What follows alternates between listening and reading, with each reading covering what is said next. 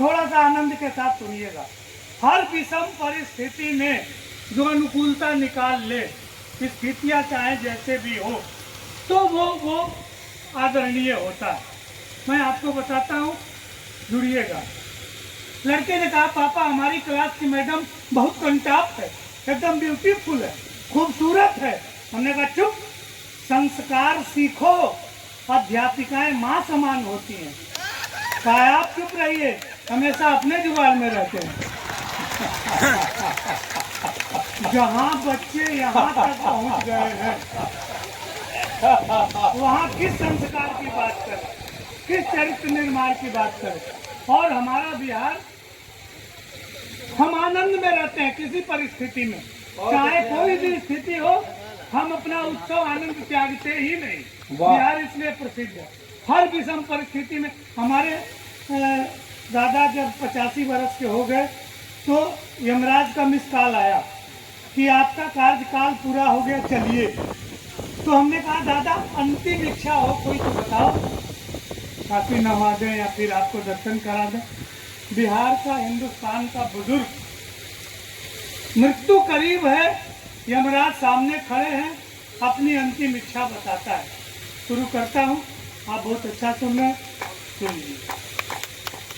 कि मेरे खानदान के बड़े बुजुर्ग दादा बोले, प्रतिदिन गंगा में नहाना चाहता हूँ मैं, और बाकी बचे जीवन को भोले की शरण जाके राम राम जप के गंवाना चाहता हूँ मैं। कि जैसे तैसे मेरी बीत गई है जवानी, आशाराम सा बुढ़ापा ना बिताना चाहता हूँ मैं। और मेरी अंतिम इच्छा है बस एक बार राधे माँ को गोद में उठाना चाहता हूँ। हम आपको ऐसे ही निर्मल भक्ति भाव के सुनाएंगे और आप इसी आनंद के साथ सुनिए हमेशा।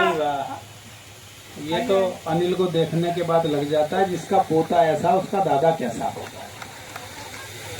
हमारा पूरा खानदान अद्भुत है। आज तक किसी ने नौकरी नहीं की और कोई भूखों नहीं मरा, जितने मरे सब खा के मरे।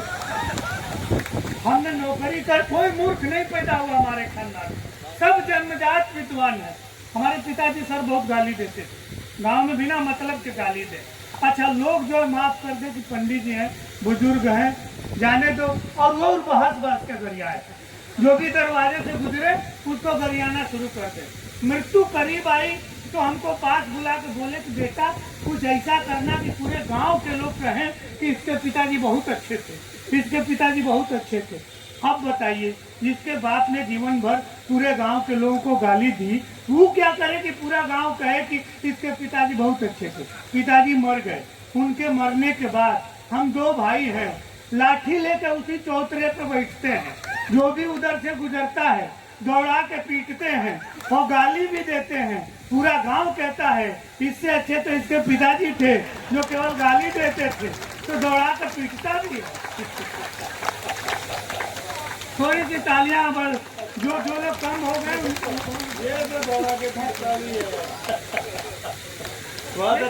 एक खेल सुनाता हूँ आपको। इधर भी खा रहे हैं नहीं है, तो हमारे बिहार की ये परंपरा नहीं। नहीं सर, हम पहले पंडित को खिला के तब खाते हैं, ये हमारा संस्कार है। पहली बार देख रहे हैं कि ब्राह्मण को दिखा दिखा के खा रहे हैं। हम दिखा दिखा के कभी नहीं खाते, हम तो बुलाते हैं पंडित को खिला लेते हैं तब खाते हैं। हाँ, आप सुनिए, एक हम और सुना। मंगलम मरणम यत्र, शास्त्रों में ये युक्ति है कि जहाँ का मृत्यु भी मंगलदायी है। केवल हमारे भारत में ये हमारी संस्कृति है, हमारा परंपरा है कि हमारी परंपरा में कोई मर जाए और अपनी पूरी आयु भोग के मरे तो हम गाजे बाजे के साथ उनकी अंतिम यात्रा में जाते हैं। ये पूरे विश्व में नहीं होता, केवल भारत में होता है। हम आपको एक मृत्यु से हाथ सुनाते हैं। गाँव में 1985 के बाद बिजली आई, टेलीविजन खरीदा गया और बाबूजी टीवी देखने बैठ गए। सुनिए कि नया नया टीवी जब घर में खरीदा गया, हाथ में रिमोट ले पसर गए बाबूजी। बैठने और पसरने में अंतर है। सर आप जैसे बैठे हैं इसको बैठना बोलते हैं, और आप जैसे बैठे हैं इसको पसरना बोलते हैं। तो पूरा फैल के, नहीं ये गलत नहीं है। कोई जैसे सशक्त व्यक्ति होता है मुखिया टाइप का, तो वो अपने आप को दिखाने के लिए सोफे पे पसरता है। तो घर का मालिक पसर के बैठता है, इसमें कोई दिक्कत नहीं। आप बस शब्दों से जुड़िए, आपको बहुत आनंद आएगा, कोई दिक्कत नहीं। आप व्यक्ति को मत दिखाइए, हम तो समझ जाते हैं। मैंने पहले ही कहा था कि नया नया टीवी जब घर में खरीदा गया, हाथ में रिमोट ले पसर गए बाबूजी, और 4 बजे भोर से ही धर्म की बात सुन आस्था की नदी में उतर गए बाबूजी। वसन विहीन तन तरुणी का देख देख केस रंगवा कर संवर गए बाबूजी। टीवी भी टीवी देखने की चक्कर में ब्लड प्रेशर बढ़ा तो गुजर गए बाबूजी। अच्छा सर संपादक जी, हम कवियों का प्रेम देखिए। हम माइक से कह रहे हैं गुजर गए बाबूजी, राठी जी कह रहे हैं बहुत अच्छे बहुत अच्छे। ये हमारा आपस का प्रेम होता है। हम आपको 1-2 छंद और सुनाते हैं। आप एकदम सकारात्मक दृष्टि रखिए, चाहे कोई भी विषम परिस्थिति आए, जीवन में कितना भी कठिनाई आए, सकारात्मकता का त्याग मत कीजिए। सौंदर्य बोध नाले में भी है, बस दृष्टि सुअर की चाहिए, वहां भी सुंदरता भरी हुई है। हम सर जब पहली बार दुबई गए थे, एक शेख साहब ने कहा पंडित जी शराब पे सुनाइए। हमको लगा हम ही से क्यों कह रहा है शराब पे सुनाइए। हम कहे शराब में नशा है, तो तुमको कैसे पता है। अच्छा न सुनाए तो पूरा कागज तो घर मारे आ जाता है। हमने बीच का रास्ता अपनाया, गांव से कविता निकालता, सुनिएगा। और आपको मैं हिंदुस्तान का सर्वश्रेष्ठ श्रोता मान के सुना रहा हूं। आप मुझे ब्रह्मांड का सबसे महान कवि मान के सुनिए। कभी भी सकारात्मकता, विषम परिस्थिति कुछ भी हो। सर 11 बार अमेरिका गए, हमको अमेरिका जाने का वीजा नहीं मिला। जो काउंसलर मैम थी उसने कहा डॉक्टर चौबे भी नहीं कह पाई थी, your profile is very rich but I am sorry, next time apply. और पासपोर्ट मोड़ के पकड़ा दिया। हम गांव के आदमी, हमको लगा कि हो सकता है अमेरिका का वीजा ऐसे ही मिलता होगा, तो हम लेके पासपोर्ट मुस्कुराते हुए जाने लगे। उसको चिढ़ आ गई, कहे इधर आ इधर आ, हमने तुम्हारा पासपोर्ट कैंसिल किया है, वीजा कैंसिल किया, तुम हंस क्यों रहे हो।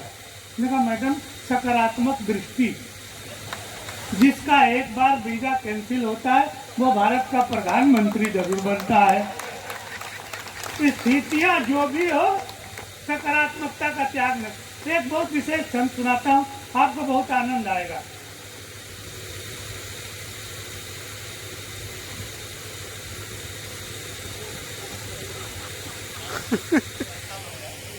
हाँ नहीं वो आप उनको मोबाइल दिखा। देखिए सर ये लोग बहुत बड़े कवि हैं, लेकिन आपके किसी काम नहीं आएंगे। नहीं, लेकिन जब भी आप काशी घाट किनारे आएंगे, हम हमेशा आपके काम आएंगे। थोड़ी देर हमको सुन लीजिए, हम बहुत बड़े कवि हैं।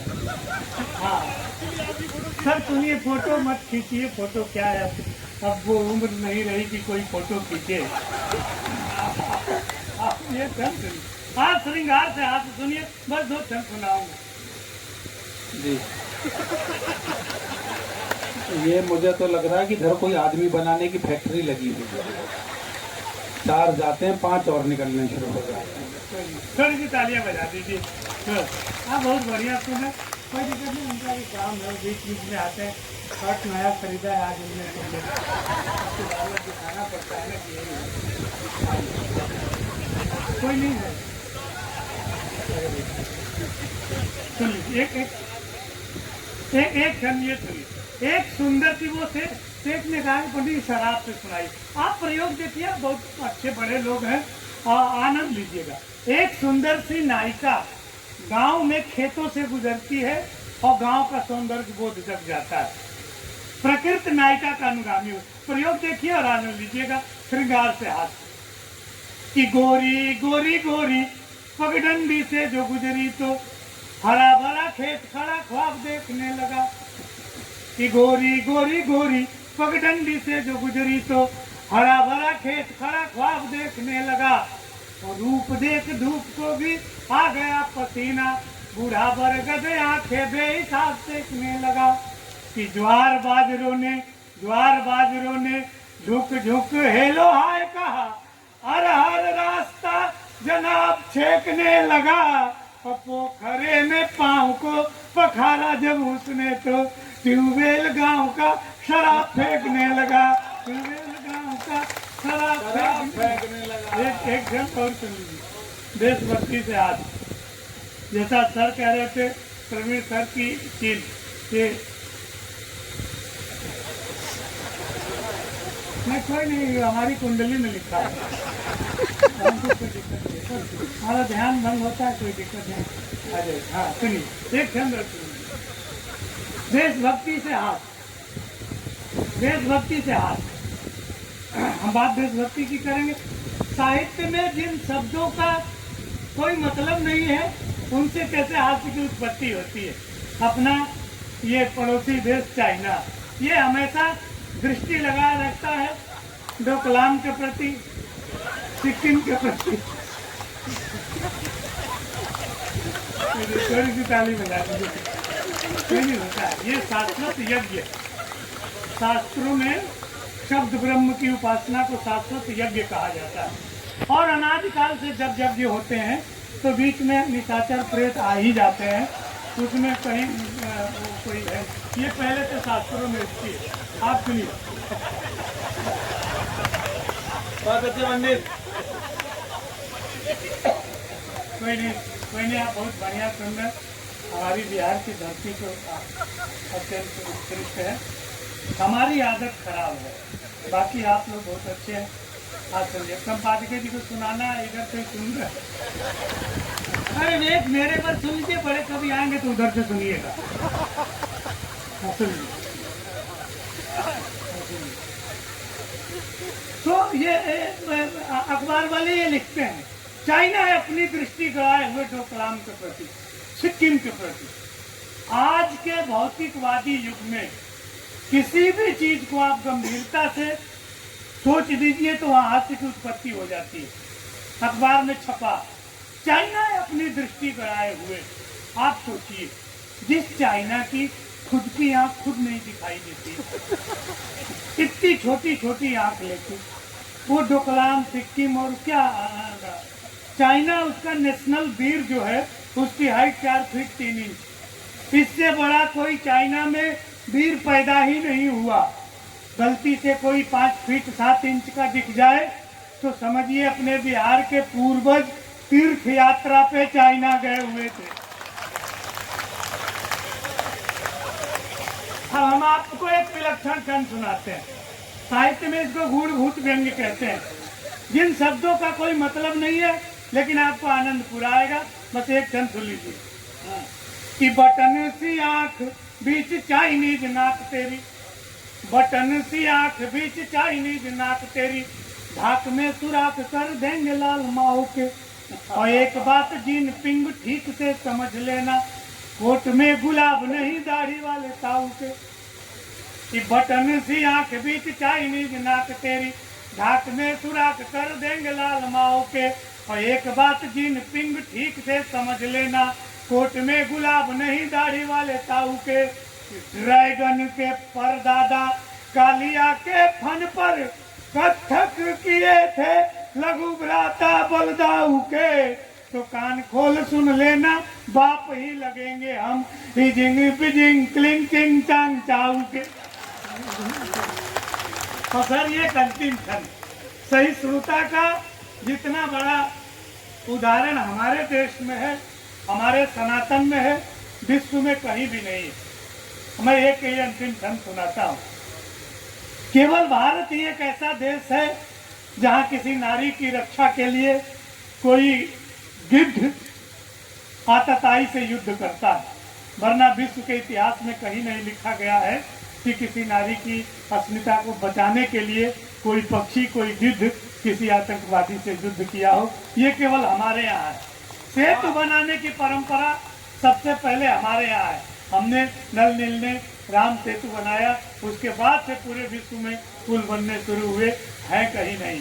एक छोटा तो बस ये 4 अंतिम करके मैं अपना स्थान ग्रहण करता हूँ और आपका आशीर्वाद मांगता हूँ कि नारी की रक्षा को गिद्ध भी युद्ध, नारी की रक्षा को गिद्ध भी युद्ध, जहाँ निज शक्ति यथा करते हैं, तो सेतु बना करके नल नील, शुरू जहाँ सेतु प्रथा करते हैं, कि औषधिला हनुमान जहाँ रघुवीर की दूर व्यथा करते हैं, धन्य है भारत देश जहाँ पर कागु भी राम कथा करते हैं, धन्य है भारत।